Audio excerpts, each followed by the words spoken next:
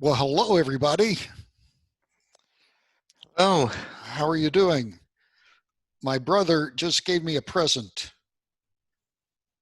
This is beard oil for my beard. So what do you think? Does it make it look better? I put a little bit on. Looks about the same, doesn't it? It does get the tangles out. You know, like when you comb your hair and it gets tangled? Well, if you comb your beard, it gets tangled too. But anyway, it's a very thoughtful present from my brother, who also has a beard. He bought two of them, so he really likes his beard stuff. Hey, let's go ahead and get started and see if there's any questions about the homework. My camera is all cattywampus here. Let's see if I can do something to straighten it out. Okay. First of all, is there any questions about either the homework or the review problems? let's see. Uh, were we supposed to have our homework done before class, or do we have some more time? No, I think we decided that you could turn it in after class, and that would allow today to be a day of questions. So Oh, okay. that's what I thought the decision was. Okay.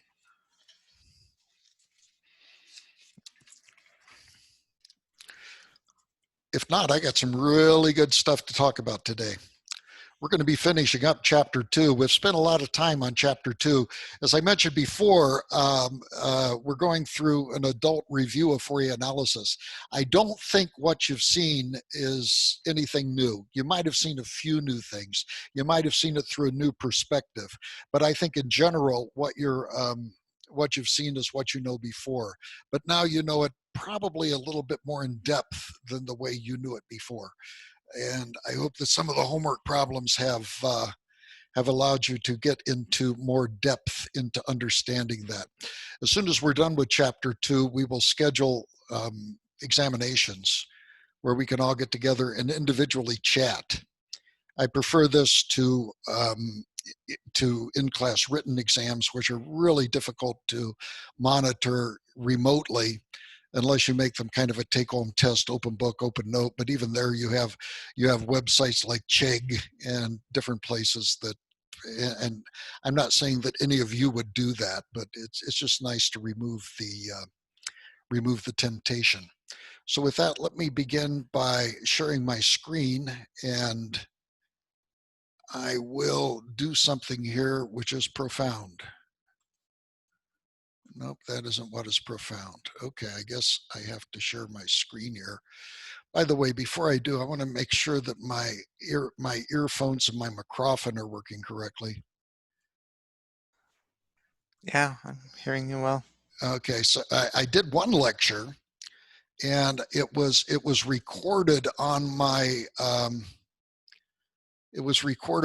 computer. Okay, USB. Okay, so that's good. It was recorded on my computer microphone or microphone. I call them microphone for some reason. Speakers USB. Okay, so everything is cool. So with that, let me share my screen and we'll get started here.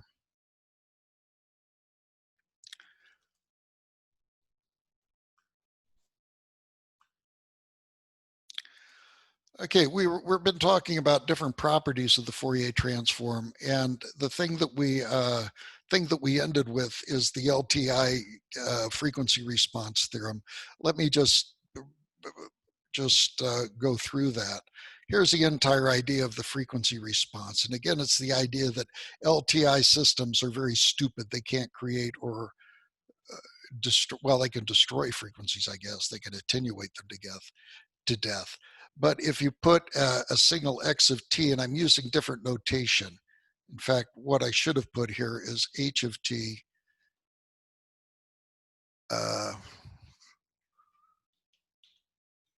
convolved with e to the jt is equal to h of nu. I'm just changing the Fourier transform variables here. So here's the idea. We have a signal going into a linear time invariant system.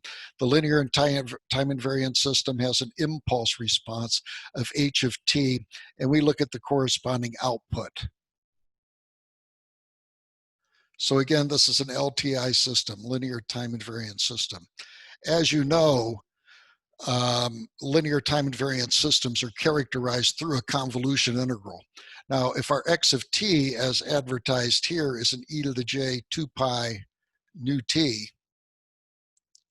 in other words, we tickle the system with a sinusoid, then the output is going to respond exactly with a frequency that's the same, exactly with the sinusoid of the same frequency.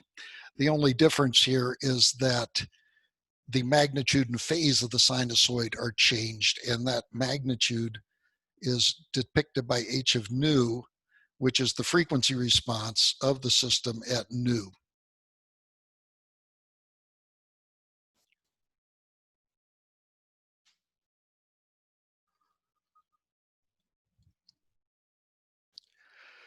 So this tells us that if we want to characterize a linear time invariant system, how do we do it? There's a couple of ways we can do it. Number one is we can, if we want to get h of nu,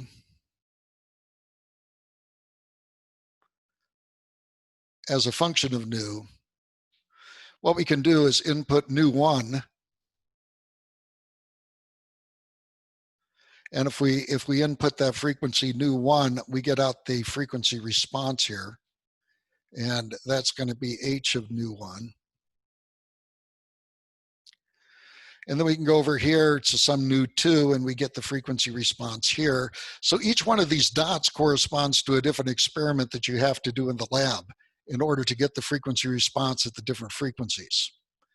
And then if we interpolate this, we get the corresponding frequency response of the system. But notice that doing it this way, one experiment at a time, is difficult, isn't it? Because it requires a lot of experiments. The easier way to do it is to come to the frequency, come to the system domain,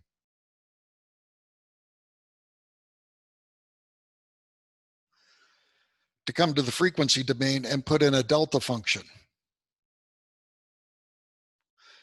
And we know that the output is going to be equal to the input, delta of t, convolved with the frequency response. And we know that the delta, remember the delta function is the unity operator for convolution, so we just got out the frequency response. So if we hit it with an impulse, we get the impulse response.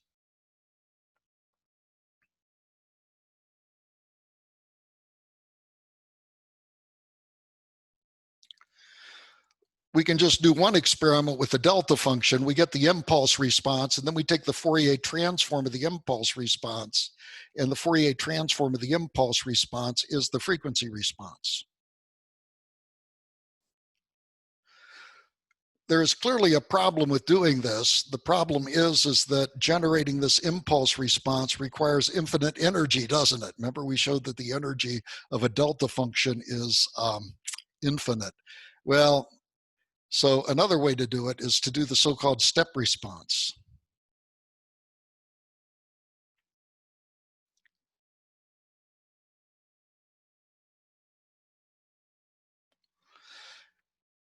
We take the impulse response of the system. Well, here's the LTI system, h of t, and we input a step response, or a unit step. So in other words, something that comes along and at time is equal to 0 shifts up to 1. So this is what we've been calling the unit step, mu of t. Now, the response is going to be equal to a unit step convolved, I'm running out of space here, convolved with the h of t, correct? This is sometimes called the unit step response, and the unit step response is often denoted by an r of t. But notice what the definition of the step response is equal to. It's equal to, and you can do it two ways. We showed this in a homework problem. It's equal to the derivative of the unit step times the impulse response, or the impulse response, the unit step, what did I say? The derivative, the first one is the derivative of the unit step times the impulse response. The second one is the unit step convolved with the derivative of the step response. But what's the derivative of a unit step?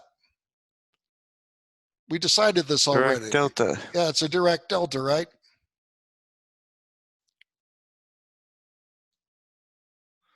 And so therefore we can always take the step response. We can always take the step response and perform the operation of a derivative of the step response, and we get the impulse response.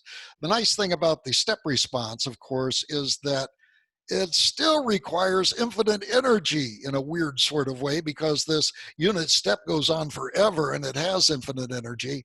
But nevertheless, it's something that we can do in the lab without spiking the electronics with really big energy pulses. And so it's something that we can do very nicely. But anybody that knows that has played around with this knows that when you have a step response, you can never get a perfect step response. You get something which is close to a step response. And what do they call this distance here? Anybody know what they call that distance there?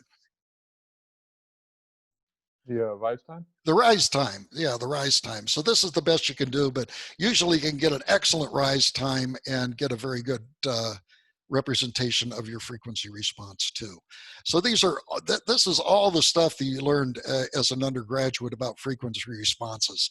You can get the frequency response one experiment at a time, as we did here, or you can get the frequency response by taking the impulse response, the response of the LTI system. Linear time invariant is what LTI stands for. Or you could do a step response because a step response is more palatable in terms of the electronics of the system that you're testing. And you can take the derivative of the step response, and that gives you the impulse response. So that's just a little bit of background and a little bit of review of the things that you've seen before. Okay. So let's move on. Let's we're going to be talking now about the Poisson Sum Formula. This is, we explained this last time. We explained that we had a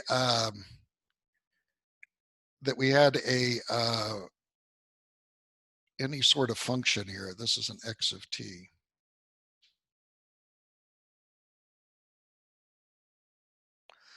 And that we were going to convolve this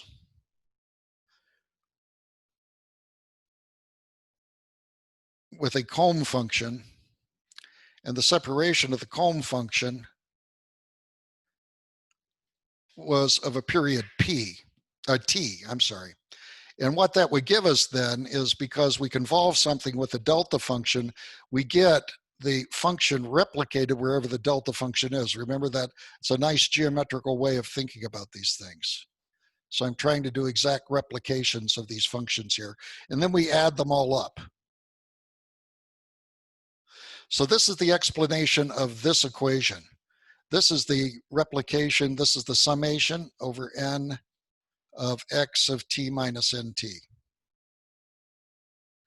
And we also multiply it by a t. Now, how do we get that? This is clearly a comb function, but how do we represent it? Remember, when we divide the time variable by t, we stretch it out. Do you remember that? Divide it by the time t, we stretch it out. So this would be a comb of t over t minus n.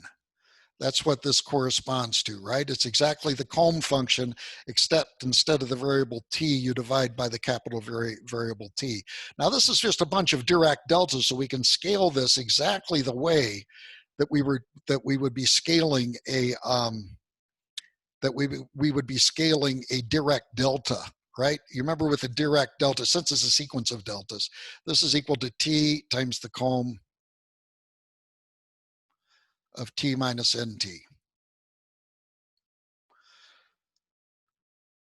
So that's by using the scaling theorem of the Dirac delta, since it's simply a bunch of delta functions. And so we see that indeed x of t, want to run out of space here. Let me try to conserve. So we see that x of t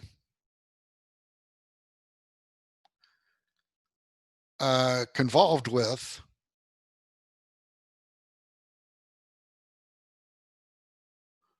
com of t over t minus n is exactly what we want over here. This is equal to t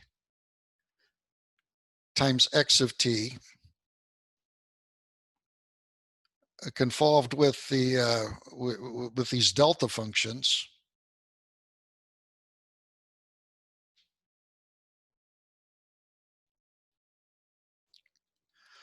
And when we convolve something with a delta function, we get back exactly the same thing.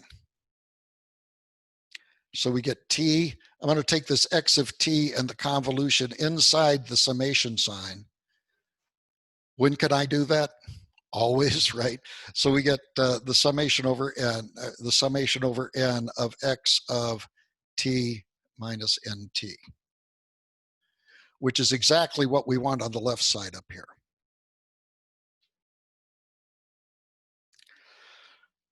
The other thing that we know about the com of t over t, yes. Sorry, where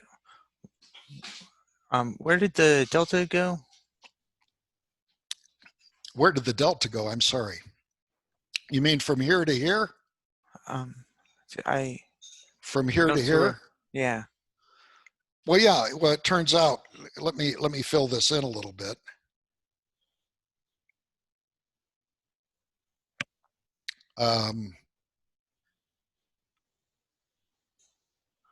Let's see. See, this is the same thing as t times the summation of n of x of t convolved with del of t minus nt. Okay. This is what I meant by taking the xt and the convolution inside the summation sign. All right. Convolution is distributive over addition. So that's the property that we're using there. Right? Mm-hmm. And also, why does scaling the t, lowercase t in the comb scale the height of the direct deltas? Okay, that's a legitimate question. The comb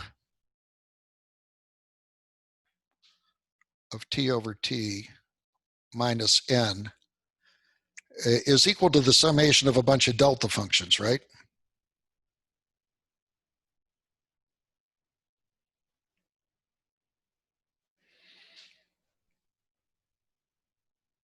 That's what that's equal to. And I maintain that we can scale each one of these delta functions as follows. Remember the scaling property of the delta function?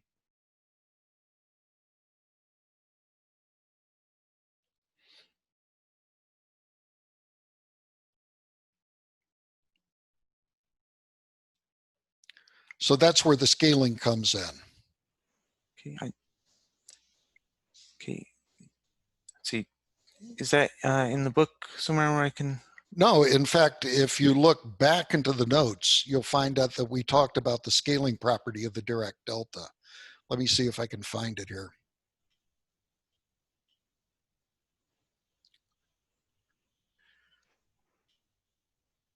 I'm looking.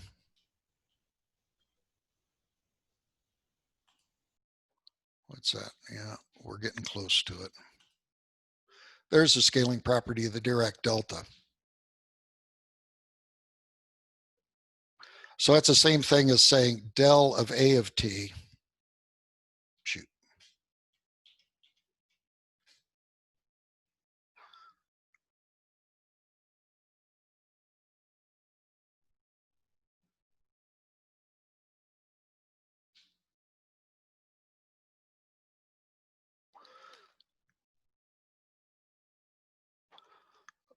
So this is exactly what we're doing. So it means if you divide the argument here by A, you just bring the 1 over A out front. And so it is this application of the scaling property of the delta function that we can apply to the scaling of the comb function. Okay, and that works because doing the direct delta in like of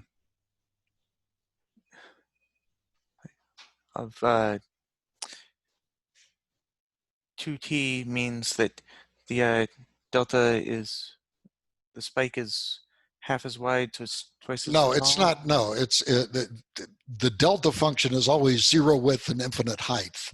The 1 over a refers to the area under the delta function.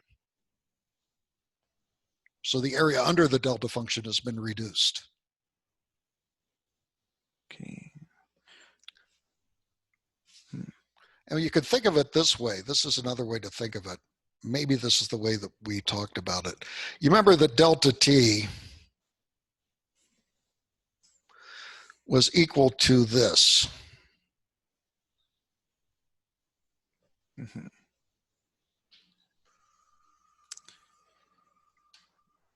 I believe that that's the way we did that. So delta t was the limit of this as w went to 0. Or no, w went to infinity. Right? Yeah. So what is delta of at? Well, if you remember, if we multiply something by at, then that means we shrink it down by a factor of a, right? We shrink it down by a factor of a. That was our conclusion about delta, or any function of a scaling factor. So this is going to be, instead of that, instead of this over here, it's going to be something which looks like, okay, now it's the same rectangle, except now we shoved it in by a factor of a. So it still has a height of w, but now since we've shoved it in by a factor of a, this has a width of 1 over aw, right? Okay.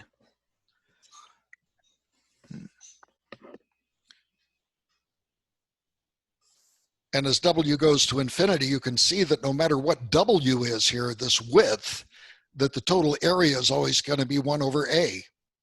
So again, the 1 over a is the area under the delta function. So that's the same thing as multiplying by 1 over a and just having delta of t. Is that okay? Yeah. Okay, so that's the sifting property that we have. Okay, let's return now to the Poisson Sum Formula.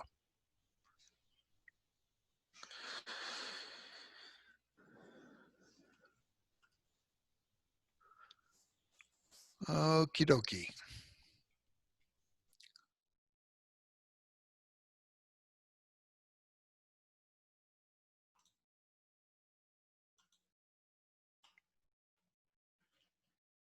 Well, so much for that, huh?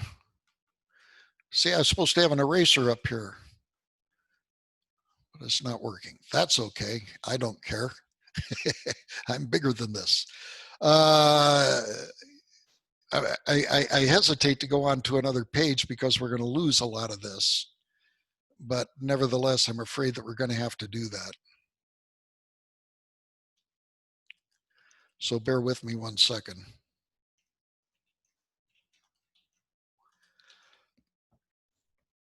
So we have the x of t. I just copy down the formula that we had there. X of t convolved with the comb of t minus nt times t is equal to the summation on the left of the Poisson sum formula.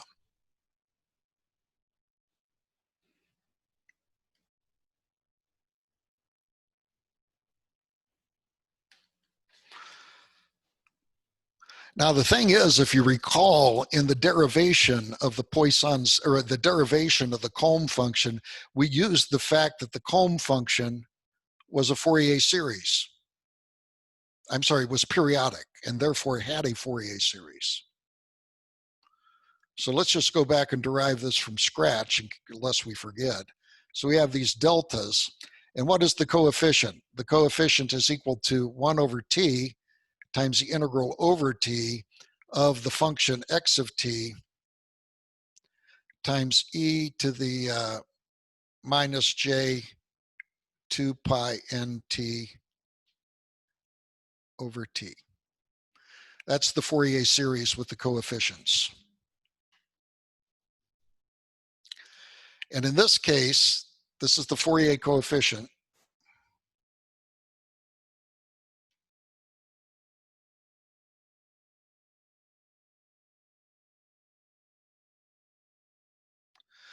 In this case, we go 1 over t, and we want to integrate over the period, but we're going to integrate, if this is the origin right here, we're going to integrate from minus t over 2 to t over 2. In other words, over this single period. Over this single period, the function is equal to t times delta of t, because that one period just gives us a single value, correct? So we get e to the minus j 2 pi, this should be a regular t, 2 pi nt over t. I forgot my dt's, didn't I? And what is this equal to? 1. Remember, that's the same result that we used last time, that if you ever wonder what the Fourier series was of a function of when all of the Fourier coefficients were 1, then we have the result here, right? It turns out to be the Coulomb function. So here's the point. X of t convolved with t times the Coulomb of t minus nt is exactly the same as x of t convolved with the Fourier series representation of this periodic function, which we just derived was the summation of n of e to the j 2 pi nt over big T. That's the Fourier series coefficient of the stretched out Coulomb.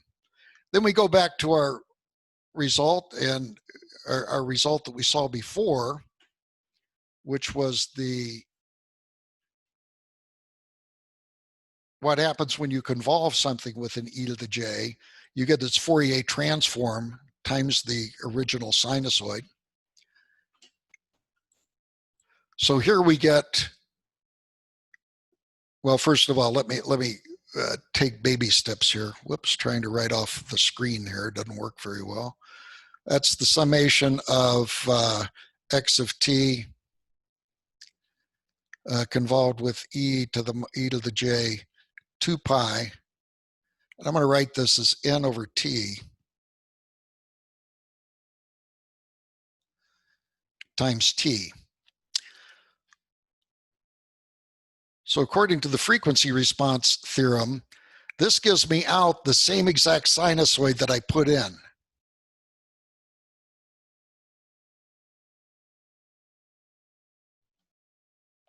So I get out exactly this sinusoid, but guess what it is accompanied by? It's accompanied by the frequency response, or the Fourier transform evaluated at n over t.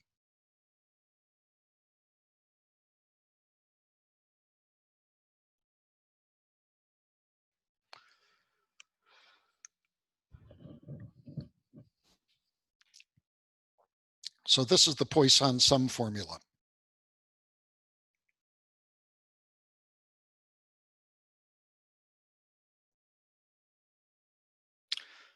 In other words, equating this equation to this equation is exactly the Poisson Sum Formula that we started with.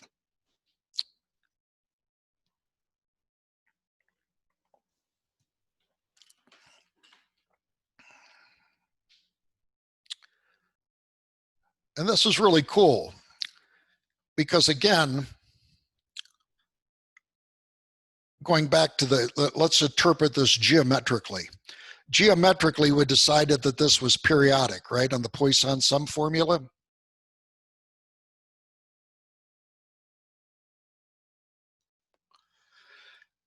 A periodic function has a Fourier series.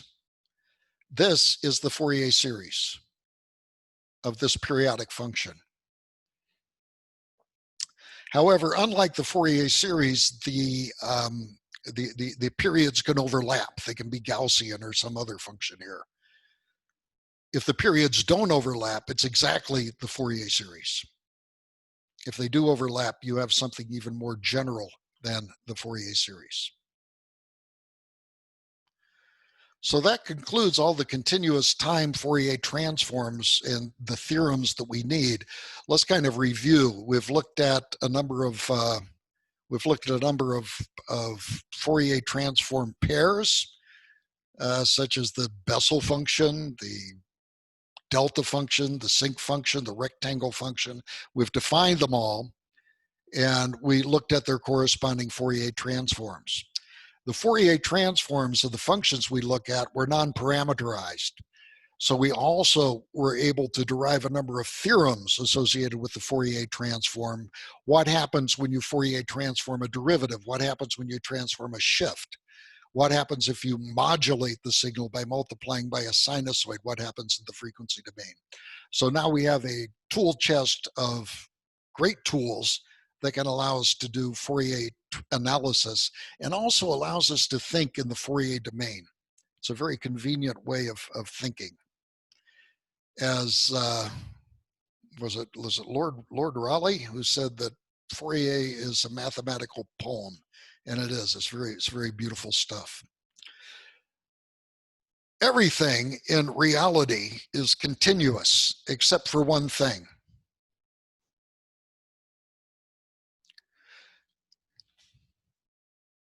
At least we model, not at the quantum level, but I think at the classical Newtonian level, everything is being continuous. Acoustic waves are continuous. What else is continuous? Electromagnetic waves, the color spectrum. Everything seems to be analog. There's one thing in nature, though, that is digital, and it's digital for a very good reason. Can anybody think of that? What that is?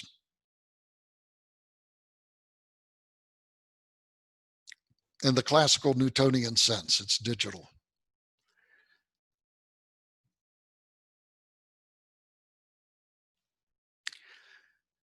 That one thing is DNA. The code of life is digital. You all are familiar, hopefully, with the double helix and the fact that it has 4 nucleotides in it. Each one corresponds to 2 bits of information, A, G, C, T, if I remember right. And that is digital. And thank goodness. One of the things that used to be popular is the idea of analog computing. The thing with analog computing is that it's very inexact and it doesn't copy well.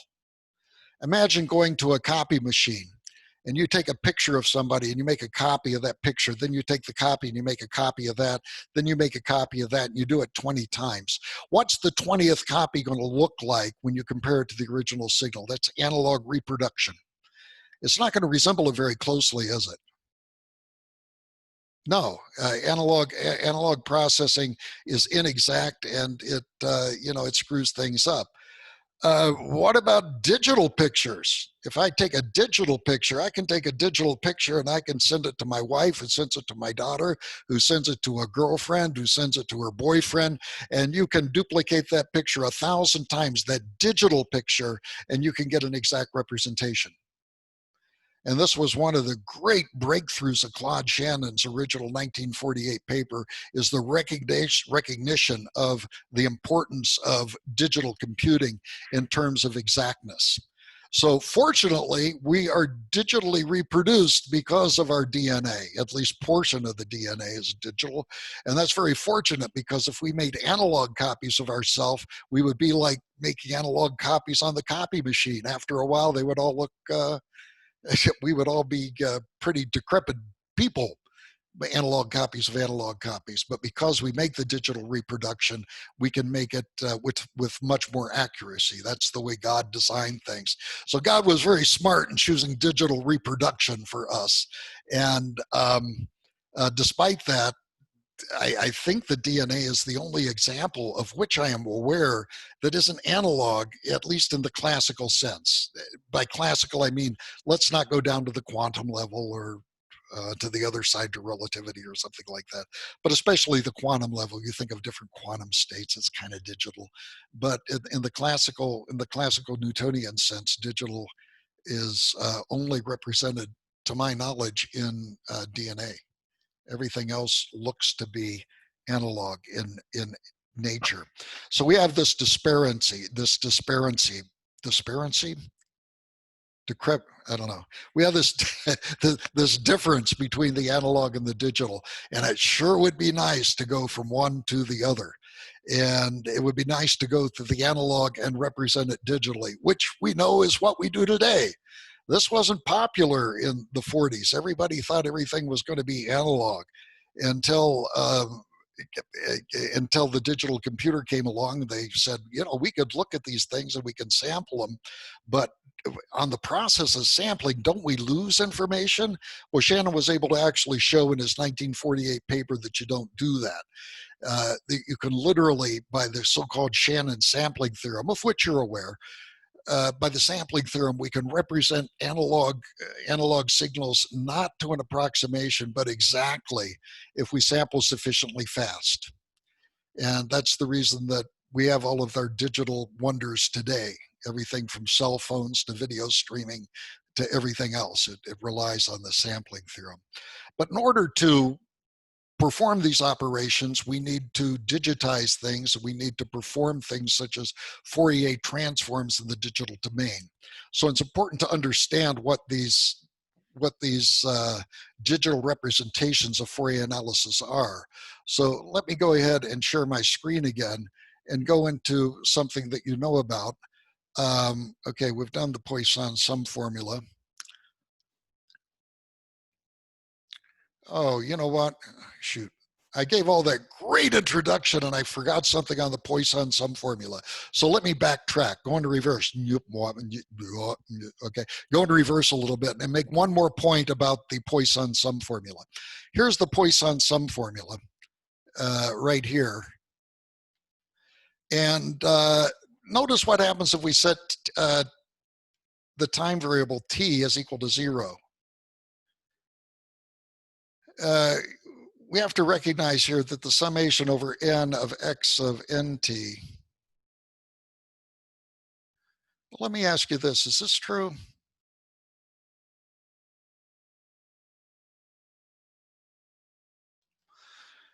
Is that the same thing?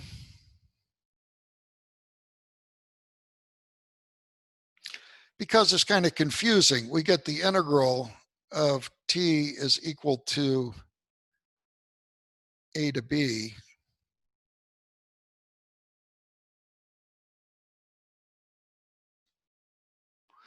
is equal to minus the integral from a to b of x of minus t. So here in integration, we have a minus sign, right? Do you remember that from calculus? We have a minus sign here, but do we have that in summation? No, we don't have that in summation because what we're doing is we're counting up numbers. We're adding this number to this number to this number to this number. This is our x of n, if you will. And counting in this direction is the same as counting in this direction. It doesn't matter if you start at the top of the list or the bottom of the list. When you're adding up a bunch of numbers, you get exactly the same number. So for that reason, this indeed is true, even though that this is true in calculus. So we have kind of a discrepancy there. I don't know if it's a discrepancy, but it's certainly a difference in these operational performances. So if we set t is equal to 0, we get the summation of x of minus nt. That's the same thing I just argued of nt. And if we set t equal to 0 over here, we have this result. Well, this is very interesting because this shows that independent of the signal, at least I think it's interesting, that if we add all of the signals or add all of the samples of any signal that is separated by an interval of t, and then we look at the Fourier transform, x of u. And we do something similar there. We add all of these signals together. In a way, we're kind of taking the integral of the two. So here's the samples, but these samples are of interval 1 over t. So we see the scaling in one part, the 1 over t over here. What the Poisson Sum Formula says is a special case is if we add all of these numbers together and multiply by t, that's the same as adding all of these numbers together and, well, and multiplying by nothing. That's what this is saying. That if we add all the samples of a signal in the time domain, it's exactly the same as adding all of the samples of the signal in the frequency domain. If in the time domain we choose an interval of t, and the other domain we choose an interval of 1 over t. Notice that this is not a sampling theorem thing. It doesn't matter if the signal is band limited or not. This is always going to be the case. So this is kind of an interesting result that you might run up against and be able to apply at some time. So this is a special case of the Poisson Sum Formula. Very interesting. I think it's interesting. Okay, now rewind to the digital representation. Here is the discrete time Fourier transform. Now, if you notice the regular Fourier transform is continuous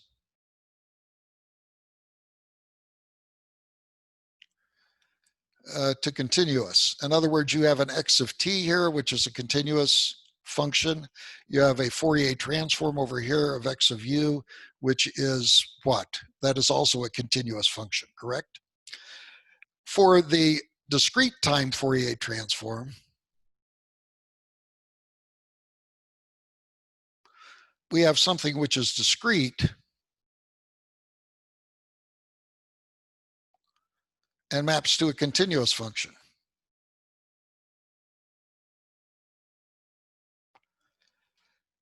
We will look at the, can anybody tell me what a discrete to a discrete mapping is in Fourier analysis?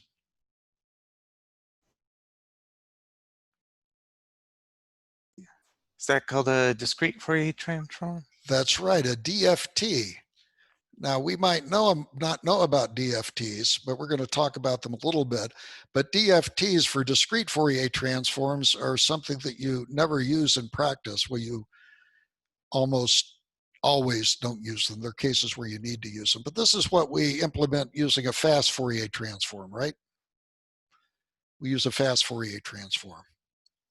So this is the Fourier transform, the discrete time Fourier transform, and the discrete Fourier transform.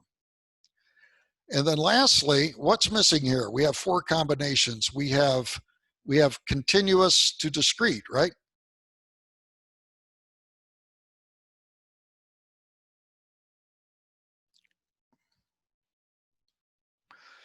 Continuous to discrete. What's continuous to discrete? To discrete. This is the Fourier series.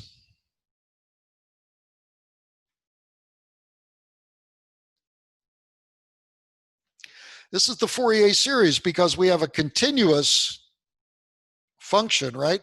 Continuous periodic function. And it's represented by a C sub n, a bunch of C sub n's, right?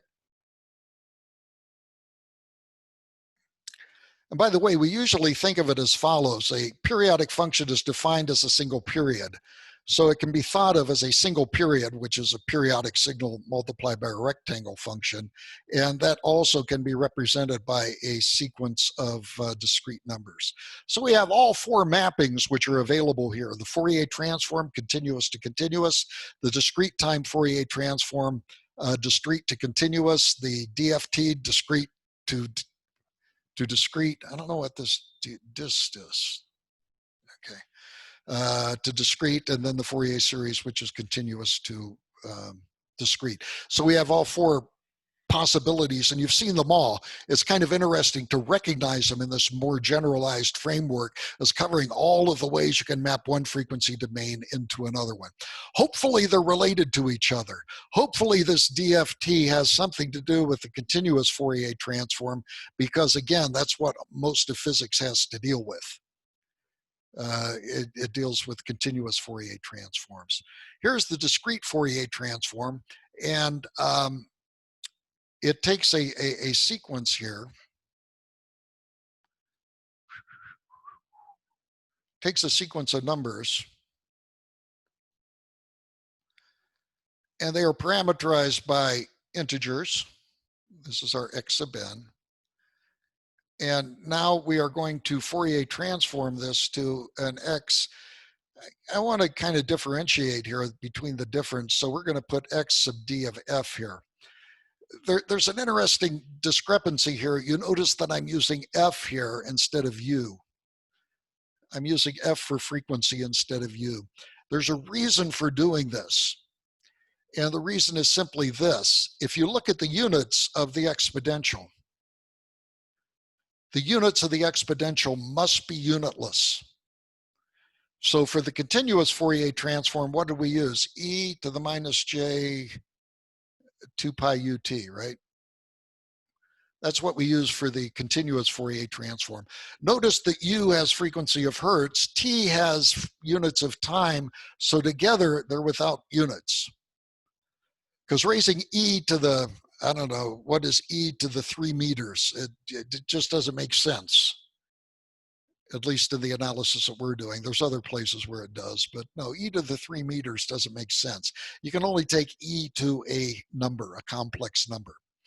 So the f here must be without units.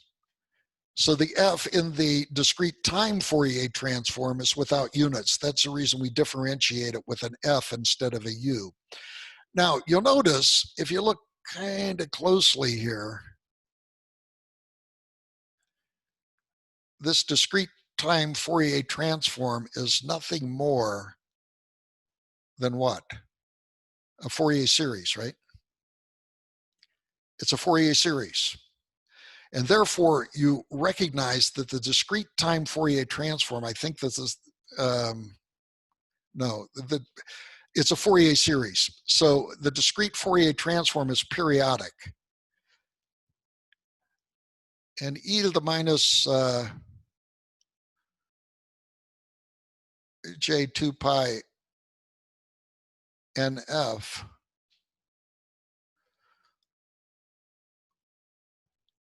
has a period of what? We don't need the n. The lowest frequency is just when n is equal to 1. What's the frequency of that sinusoid, that complex sinusoid?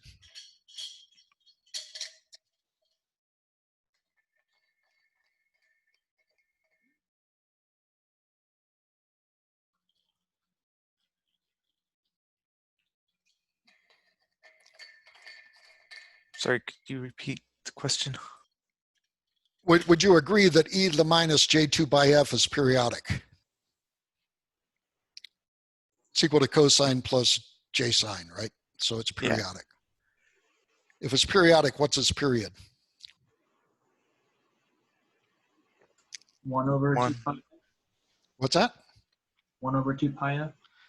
You're close. Just 1 n.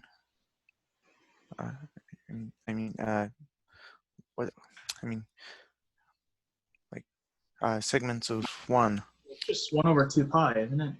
It looks like it's 1 over 2 pi, but if you're very careful, it's actually a period of 1.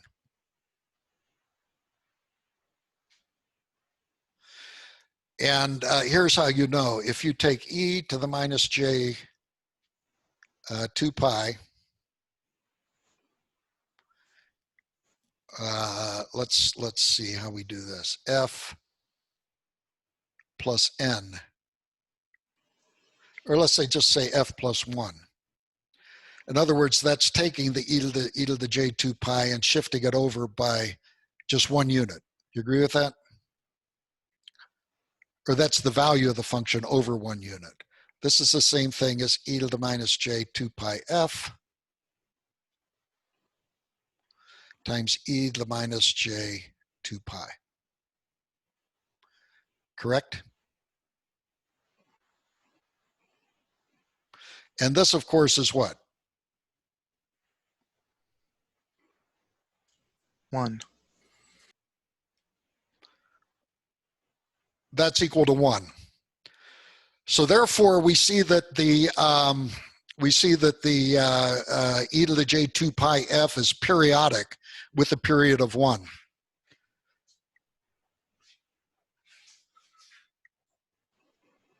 So that means that this xd of f here is going to be periodic with a period of 1. So therefore, when we have an x sub n,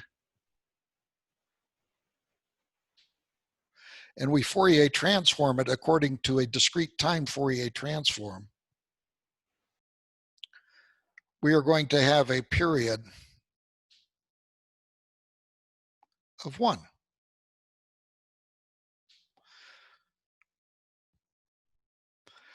Now, some of you might remember this from undergraduate as this not being a period of 1, but being a period of 2 pi. Do you remember that?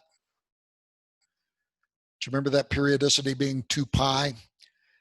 You might, and if you do, the reason that it's a 2 pi is that they mess around with 2 pi's. We're not doing that. We're using regular frequency, right? We're using cycles per second, the equivalent of cycles per second for the DFT.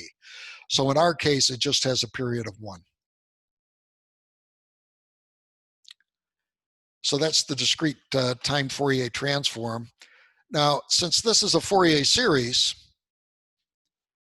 this is something like C sub n. And how do we get the coefficients? We integrate over a period. Now here I just have an integral over 1. So it's an integral over any period. And that's equal to the original periodic signal times the e to the plus j. And that gives us the so-called x sub n.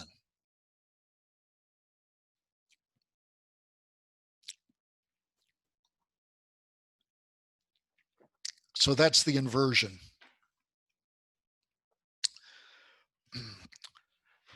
This also introduces some discrete time notation. We can have a bunch of different discrete functions, but let's look at the so-called Kronecker delta. Now this is delta of n. This is different than the Dirac delta. This is different than the function which is of a function of t, which has zero width, infinite height, and area of 1. Rather, delta of n is a very simple function that literally exists. It's not a big deal. It's equal to 1 when n is equal to 0, and is equal to 0 else otherwise. So you can see the Kronecker delta kind of mimicking the Dirac delta in the sense it grabs a single result. I'm going to jump ahead because I forgot what's next here. Okay. So that's the Kronecker delta. So let's talk about discrete time convolution. You will remember discrete time convolution is y sub n is equal to x sub n. And don't forget, we use the square brackets always for discrete time signals. Summation over k of x of k, for example.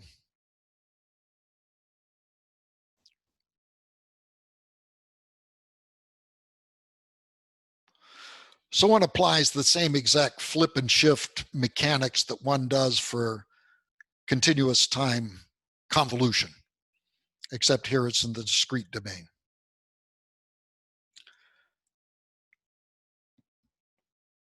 Notice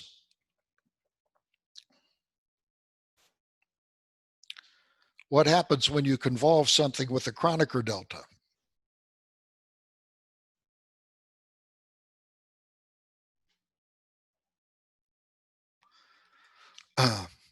By the way, I hope you remember that, that this discrete time convolution is commutative, right?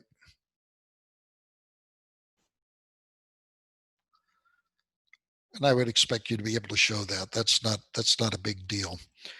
But we can write this as summation of over k of delta of k. I'm gonna use delta k as my stationary thing and shift my input.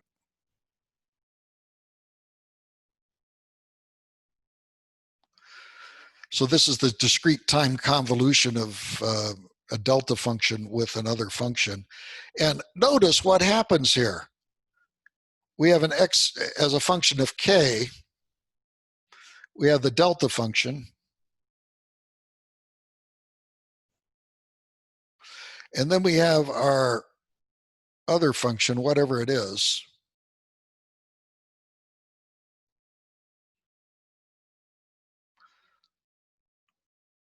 This is our x of n minus k. Now this Kronecker delta is equal to 0 at all other points here, isn't it? It's equal to 0 at all other points. So if we multiply this x of n minus k times the delta function, all we get back is this result, right? We get this times 1. We get back the x of n minus k evaluated where? Evaluated at k is equal to 0. And if we evaluate that at k is equal to 0, we get x sub n. And doesn't that look familiar? Yeah, it does, because the convolution of a discrete signal with a Kronecker delta gives you back the original signal. Just like in the continuous case, the convolution of a signal with a Dirac delta gives you back the same exact result. So we see a beauty here. We could spend a lot of time with the discrete time Fourier transform, but we're not going to do that. I'm going to point you to a table in the book, in the text, which has a bunch of Dirac delta theorems. Most of them are straightforward generalizations to the theorems that you've seen before. Specifically, there's the shift theorem. What happens if you shift the function? Well, just like in the continuous time Fourier transform, you multiply by e to the minus j 2 pi shift. So it's very similar to the continuous time. The Fourier dual of that is if you modulate, this is called the modulation theorem. Use this a lot in circuits, for example, when you multiply a signal by a cosine. If you multiply something by a complex exponential, that's exactly the same as shifting the function in the frequency domain, exactly as you see in the continuous time Fourier transform. We're not going to do the cumulative sum. The conjugate, yeah, if you conjugate in one domain, you conjugate and transpose in the other domain, and all of these other things. Here's the inversion formula. Clearly it's linear, that the discrete time Fourier transform of the sum is the sum of the discrete Fourier transforms, number one. And number two, if you amplify a signal by 7, you amplify its discrete time Fourier transform by 7. The convolution integral, the convolution property is also important. If you convolve two functions, that's exactly the same as multiplying the two discrete time Fourier transforms together. And then there's a dual of it. And the dual of it is a little bit tricky, and we're going to talk about this because you get a phenomena referred to as circular convolution. We'll talk about that when we get to the DFT. But the idea is that if you multiply in two domains, you have a type of convolution which happens in the frequency domain. And we'll talk about that. Correlation is something that we haven't even talked about yet, so I don't want to get into too much here. So this is a table that helps you manipulate the discrete time Fourier transforms to your delight. Now we get to the discrete Fourier transform. This is the DFT, and this again is the DFT that is usually executed on a computer using something called the FFT. You might think the FFT is old, but I believe it was discovered only in the 60s by Cooley and Tukey. They were a couple of people at Bell Labs that figured out how to do the Fourier transform, or the discrete time Fourier transform, very, very quickly. Now compare this to the discrete time Fourier transform. That's the summation over n of x of n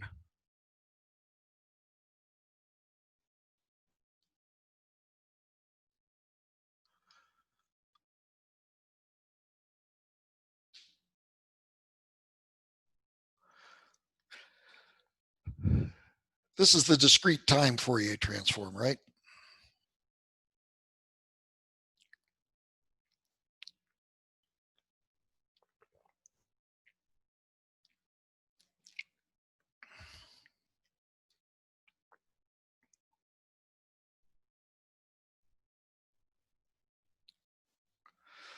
You will notice that if we sample the discrete Fourier transform, the discrete time Fourier transforms at intervals of k over n,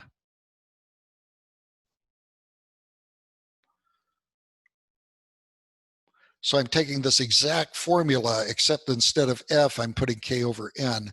We get x of n e to the minus j 2 pi nk over n.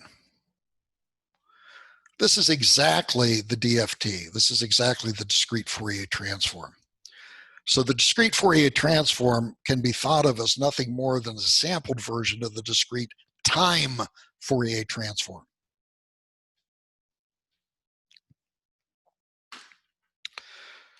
So as kind of a special case of the discrete, as a sampled version of the discrete time Fourier transform, we can see that we can use the same inversion that we used previously. In other words, finding, if you will, the Fourier series coefficients. And let me tell you the way that I like to think about the DFT in terms of the Fourier transform. I'm going to give you a geometric interpretation, and then I think we'll call it a day. We know that if we have a continuous function, such as here, that its Fourier transform is a bunch of delta functions, right? In fact, these Fourier coefficients are 1 over t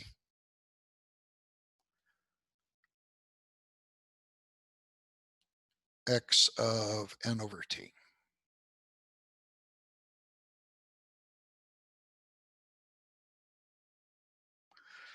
It's 1 over t times x of n over t. So these are the what? These are the harmonics. These are the harmonics of this periodic function. And this is a very nice way to think of it. So if you have a periodic function here, you have a duplication of delta functions in the frequency domain weighted by the Fourier series coefficients. So a periodic function always gives you a sequence of delta functions in the frequency domain. Think of the Fourier dual of this. If you have a sequence of delta functions in the time domain separated by t, no, I don't want to save anything. Okay, if you have a bunch of delta functions, here in the time domain, Fourier duality says that in the frequency domain, you'll have a periodic function, right? It's simply the Fourier dual. But it's the same sort of idea that we have an interval of t here and we have an interval of 1 over t here. So imagine now the third and final step. Suppose we have a periodic function of delta functions here. I'm sorry, suppose that we have delta functions which are periodic in the time domain. We have delta functions which are periodic. Well, the fact that they're periodic means that they must be a bunch of delta functions in the frequency domain. The fact that they're delta functions means it must be periodic in the frequency domain. So we have a case where both we have periodicity and discreteness in this train of delta functions in both the time and the frequency domain. Because of periodicity, this must be a train of delta functions. Because this is a train of delta functions, this must be periodic. Because this is a train of delta functions, this must be periodic. Because this is periodic, this must be a train of delta functions. So we have both of these things going on the same time here, and both of them have exactly the same periods. I think a very interesting interpretation. And so the DFT is the relationship between one of the periods in this relationship to one of the periods in the frequency domain. That's what the DFT is. And I submit to you that thinking about the DFT in this fashion gives you some mileage in understanding the relationship between the continuous time Fourier transform and the discrete time Fourier transform. Did that sink through? It's a different sort of interpretation which you probably haven't seen before. Unfortunately, there's a problem which occurs, which if you've ever tried to do convolution in the time domain, do system theory, you know that this is a problem. The problem is that we have circular convolution. The circular convolution is that normally we just take a single period of one of the functions. Here is x sub n of m. Now, normally this is a periodic function. So this a, b, c, d keeps repeating itself forever. But because of this summation, we're only summing over the first few. So we can ignore the rest of them because we're only summing over the first few. But the problem is when you do the flip and shift of the h sub n, as you flip and shift, you begin to bring in elements of adjacent periods of the signal that you don't want in your convolution.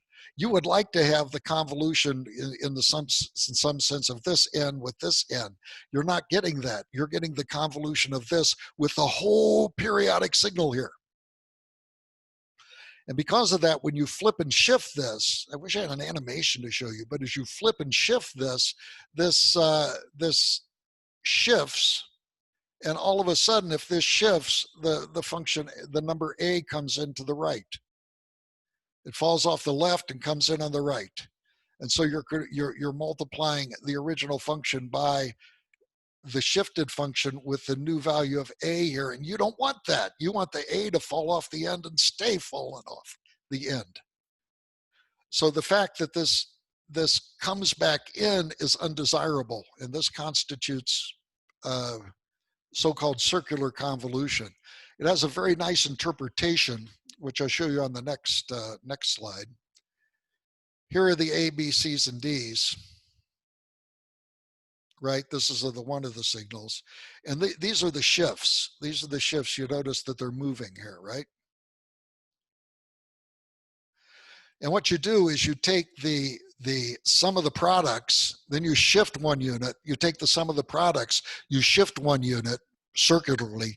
You take the sum of the products, and you can see that you're going to be dragging in the elements that you hope dropped off the other end. And this doesn't work. Typically, this is something that you don't want to happen. Can anybody offer what we do in order to avoid circular convolution? You pad the signals with zeros? You pad the signals with zeros. Excellent. So we have the x sub m's.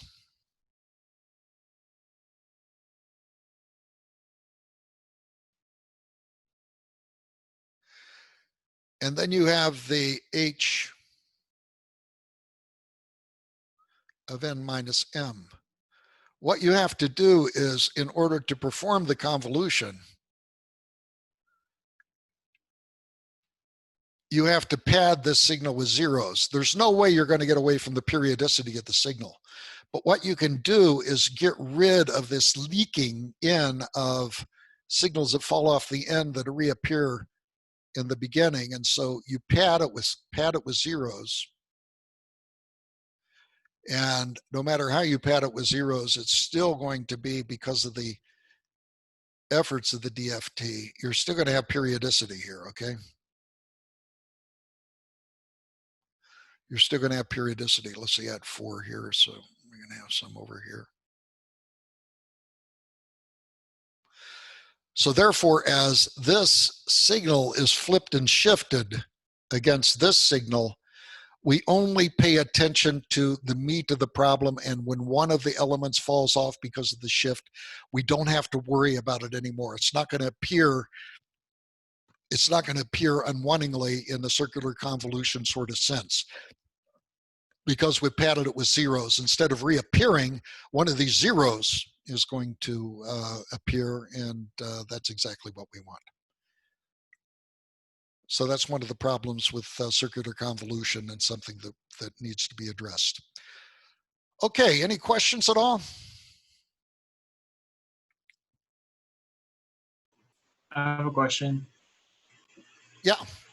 So the Fourier transform and the discrete time Fourier transform both give us continuous signals in the frequency domain, Yes. but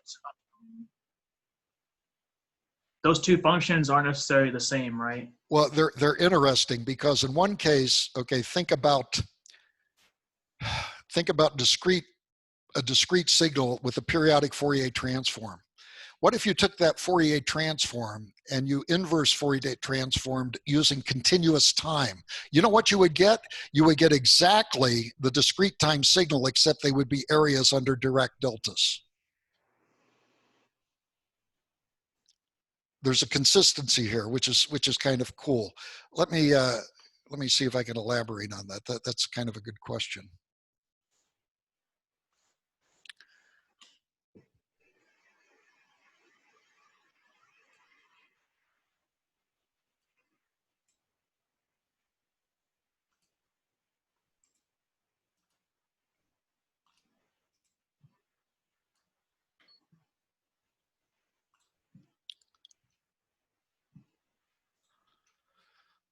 And this is the relationship, by the way, that we want.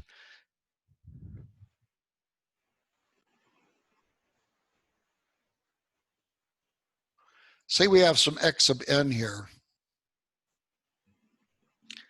and we Fourier transforms it to a discrete time Fourier transform, right?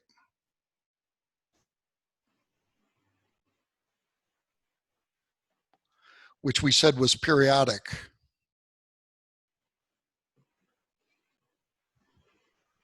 With a period of 1.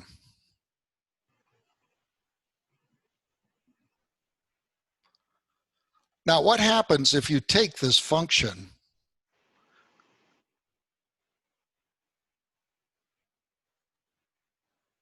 and you cast it as a function of frequency now? The same exact function of frequency. This is a half of a hertz and 3/2 of a hertz, whatever you want to.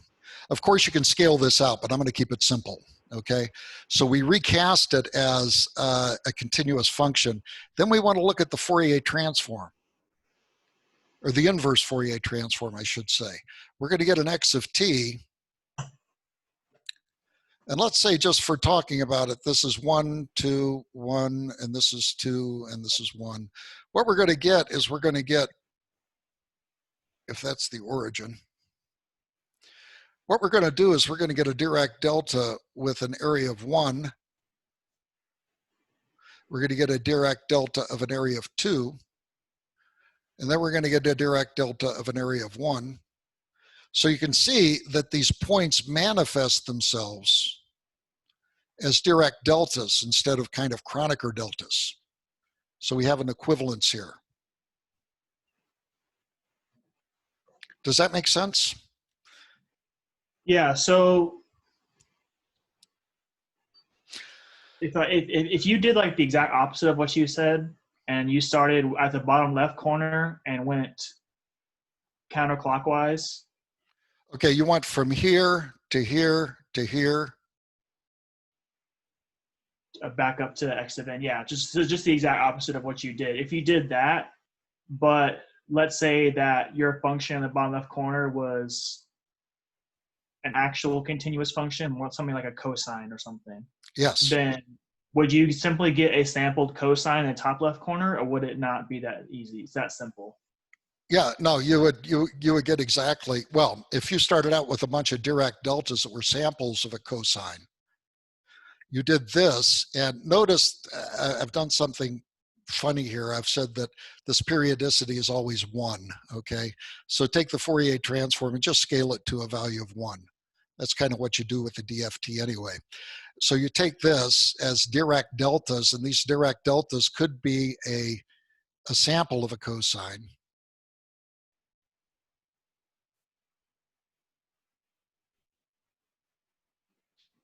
You get the idea, right? Mhm. They could be samples of a cosine. You would come over here and you would get the periodic equivalent of that, which would be a couple of direct deltas. It's confusing, but you get a couple of frequencies. And then if you treated that as a discrete signal and then inverse Fourier transform, you would get this original sequence, except not as direct deltas, but as sequences, a sequence of discrete numbers. Okay. So that's the connection between or among the two. Yeah, that's a good question, because that sometimes is confusing. What is the connection between the DFT and the continuous Fourier transform? And this, I think, is a good way to think of it as anything. By the way, if you've had probability, you know that there's, I don't even know if I want to go here, but there's something such as probability mass functions and probability density functions. Probability mass functions can always be represented as probability density functions using direct deltas instead of discrete values. Now, if that meant nothing to you, don't worry about it. That's outside of what we're talking about here.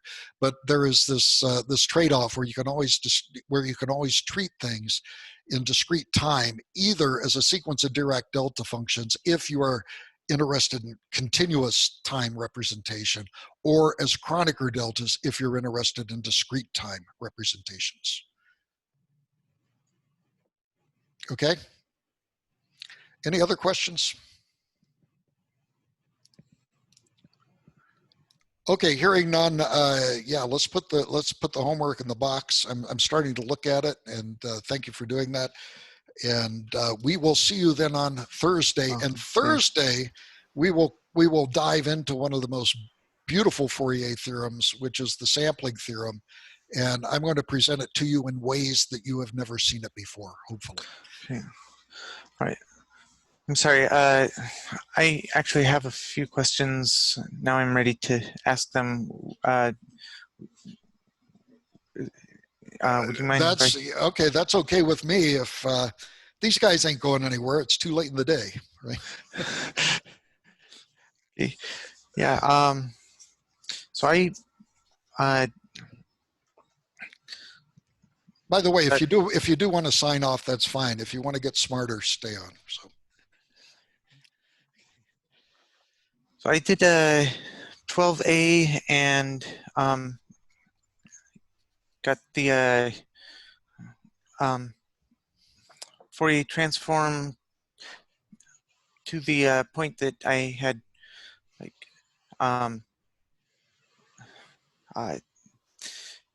taken the integral and put it as. Well, let's put that problem up, David, so that we can talk about it here, if you will. Right. Google Docs and I actually put it in box because I thought it was supposed to be before the put my answers before. Okay, I don't know if you have a okay. Okay, which problem are you talking about? Let's see, 12A. 12A. Okay, 12A. So lambda pi. So yeah. Sounds like a fraternity, doesn't it?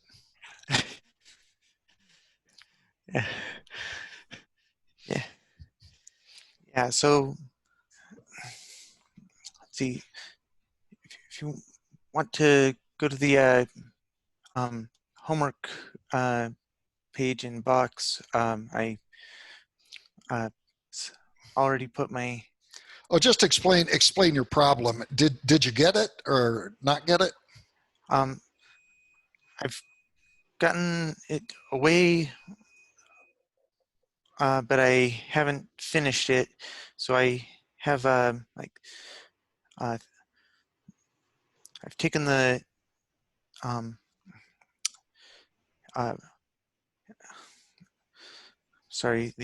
the indefinite integrals of 3 functions, Oh, and no, no, no, no, no. You need to use, I have. No, David, you need to use convolution, just Fourier transform algebra. Anybody do this in a way that's just snapped out like this? Anybody like to share their results?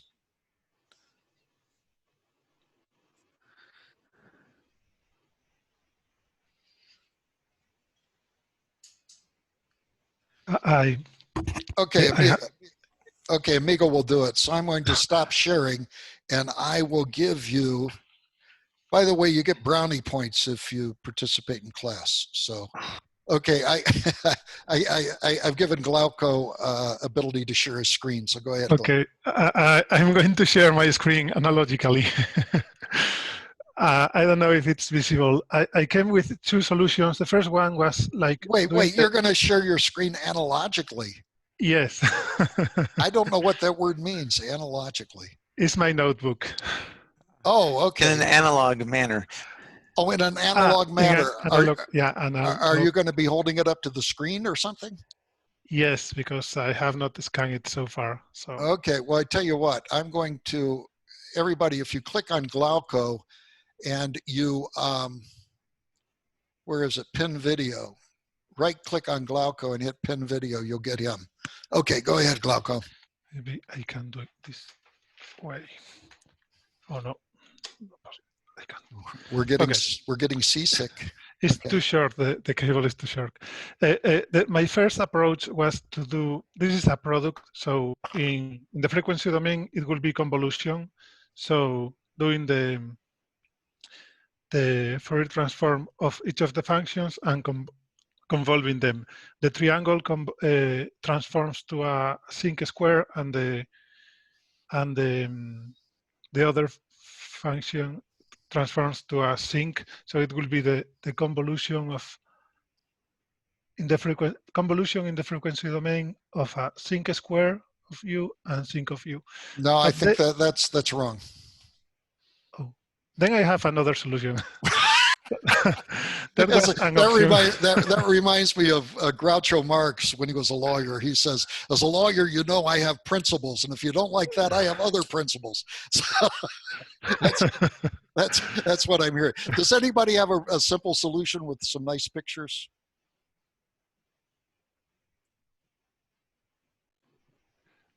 My other solution is like doing a summation of a scale triangle and the addition of the 2 functions, but scaling them. So you come to the same result. Like this will be the picture. This is 1 square and a triangle on the bottom. Exactly. Let me kind of work the problem. Nobody got this. I'm kind of surprised because it's a new way of thinking. I'm going to share my screen again here.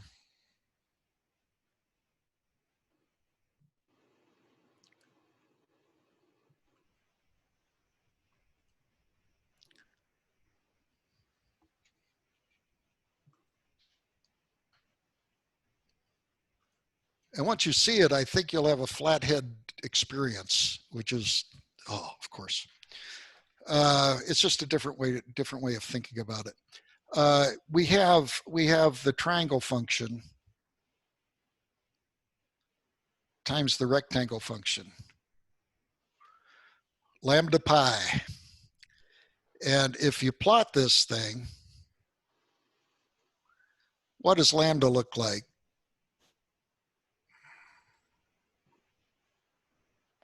Goes from -1 to 1, has a height of 1, right? And so this is lambda of t. The rectangle function goes from here to here. And I think this is what Glauco is showing, by the way. So if you multiply these two functions, what you get is this from minus 1/2 to 1/2. You get a house.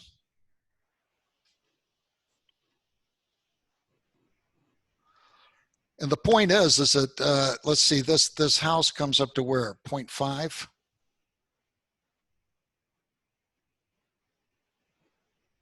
And this goes up to 1. So it takes the result and chops it up. So this is the same as a rectangle function between minus 1/2 and 1/2, but with a height of a half, plus a triangle function, which goes from minus 1/2 to 1/2 and only has a height of a half. Try to think geometrically on these things as much as you can. Do you agree with that?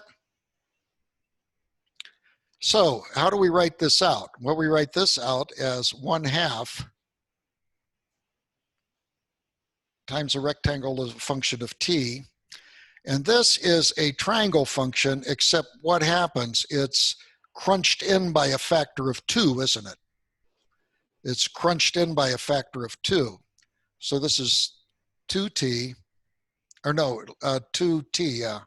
Lambda of 2t, that's the triangle function which is collapsed, which is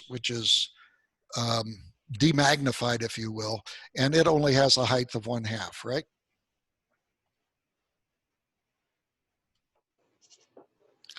And this Fourier transforms, and here's the answer, it's really this simple, as 1/2 times the sinc of u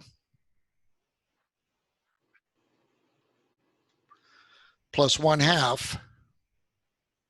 And we have to be careful here. If you recall lambda t, Fourier transforms to a sinc squared, right? And so lambda of 2t would Fourier transform to 1/2 by the scaling theorem.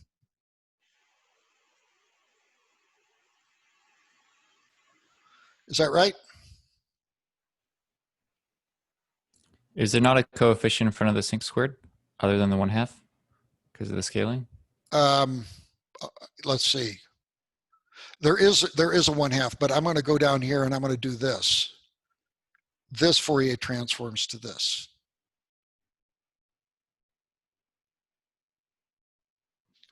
I don't know, does that address your question? Okay. So the result is 1/2 sinc of u plus 1/4 times the sinc squared.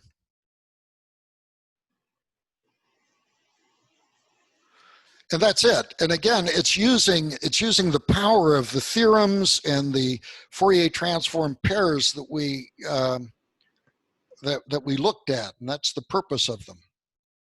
Now that you see it, it's obvious, right? Yes. Okay, now that you see it, it's obvious.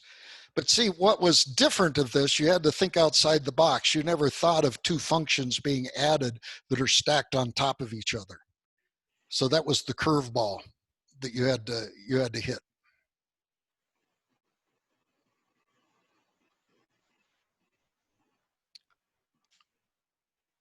Okay, any other questions?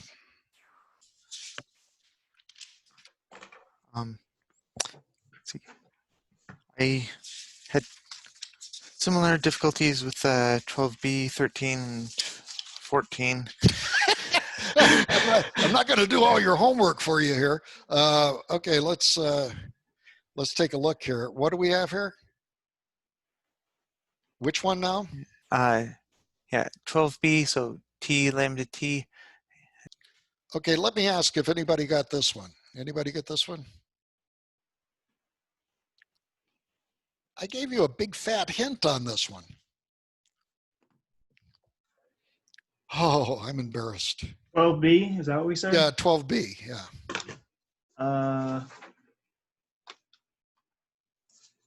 what was this, t times the triangle function? Yes, it was. I've got a solution. Yeah, me too. Okay, well, let's see what the solution is. Who's going to give it a try? I've got it up. Okay. Yeah, I don't have I'm- it yet. So Okay, go ahead and share your screen, Aiden. I don't have mine scanned. Do you have your scanned, Chris? Yeah, I can. Mine's not super. Okay, wait, what happened? Oh, can you see this? Yes. See if you can make that a little bit bigger. Okay. So there's not a whole lot of notation here, but essentially you have the t triangle function. So what I do is I multiply it by negative Okay, j. I'm not following your cursor. Is your cursor on the screen? Can you see that? No. Can you see that? Here, let me. Okay, well, it's 12B, so let's just follow it 12B, which is on the top. Right. Okay. So 12b. You start out with t triangle of t. So essentially, what I did, I just multiplied by 1 of negative j2 pi over negative j2 pi. Yep. And if you multiply it there, then you take the Fourier transform of that. You'll notice that the top there, if you ignore the denominator, the negative j2 pi t delta t is just the derivative of the, and the frequency domain is the derivative of the transform of triangle t. So you just get the ddu sinc squared u. And then the negative j2 pi is just a constant that you can, that it's just a constant. So it divides and it transfers across the transform without any. Because of Crazy stuff. linearity. Because of linearity. Yeah, because of Yeah. linearity, yeah. Aiden, is that close to what you have? That's exactly what I have. I computed the derivative of sinc squared, but yeah. Okay, okay. But no, that's fine. That's fine. But I'd just be happy with the sinc squared, because I'm assuming everybody can do derivatives and stuff. So, okay, so we're losing Adam because of time, but we'll make So- this. Oh, But the negative is still there when you move over the j2 pi u, is it not? yes, it is. Okay. Yeah. Okay. If you could stop sharing, then Oh, of course. okay. Thank you, How do I do this? David. Did that answer your question, or would you like more elaboration? I think it answers my question. I'll now I know how to Yeah, hit it. it's use of the Fourier dual of the derivative theorem. Okay.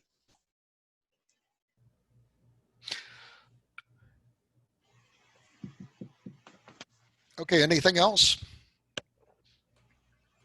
Yes. Yeah, derive the Fourier transform of t jinc of t. That's the same exact problem. You multiply Okay. by t, you apply the Fourier dual of the derivative theorem.